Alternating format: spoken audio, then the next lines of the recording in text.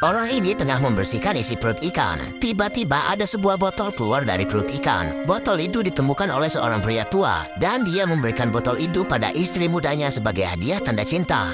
Wanita ini lalu membersihkan botol tersebut. Dengan tatapan yang serius, dia mulai mengamati detail demi detail bagian botol. Tapi guys, tiba-tiba tutup botol itu terbuka. Asap mengebul keluar dari dalam botol.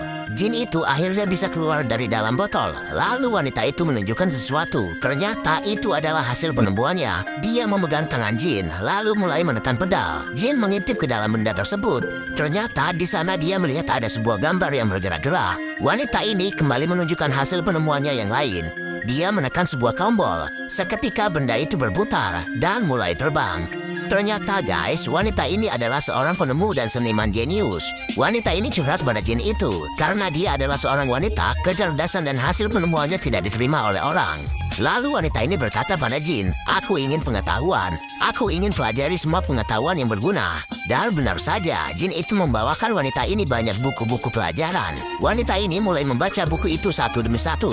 Wanita ini sangat bersemangat dan keinginannya sangat kuat untuk menjadi pintar. Wanita ini terus belajar. Dia merancang sebuah rumus matematika dan terobsesi untuk menemukan penemuan baru yang bisa menjadi sebuah mahakarya. Namun dia gagal menemukan satu kunci rahasia yang terkait dengan rumusnya. Dia kesal dan menangis. Jin berusaha menenangkannya, dan akhirnya wanita itu menggunakan permintaan keduanya untuk memecahkan formula rumus yang belum bisa dia dapatkan. Lalu Jin itu mengajarinya bermimpi sadar, seperti yang sering dilakukan oleh Jin. Wanita itu lalu mempraktekannya. Kumpulan rumus-rumus ada di depan matanya. Rumus-rumus itu membentang dan terkait satu sama lain. Tiba-tiba ada sebuah rumus terbentuk dan masuk ke dalam pikirannya. Wanita itu tersenyum. Akhirnya dia bisa menyelesaikan rumus penemuannya dengan benar. Ternyata guys, Jin ini jatuh cinta pada wanita itu. Wanita itu mengandung anaknya. Jin itu merasa bahagia karena itu bisa menguatkan mereka berdua. Karena Jin itu sangat mencintai wanita tersebut melebihi kebebasannya. Jin ini mengatakan keinginan terbesarnya adalah bersama wanita tersebut dan terus menjadi tawanannya. Tiba-tiba wanita ini menggunakan permintaan ketiganya, dan itu adalah permintaan terakhirnya. Tapi Jin itu menghentikan wanita tersebut agar dia tidak bisa membuat permintaan ketiganya. Wanita itu marah pada Jin. Dia menangis. Jin itu merasa bersalah.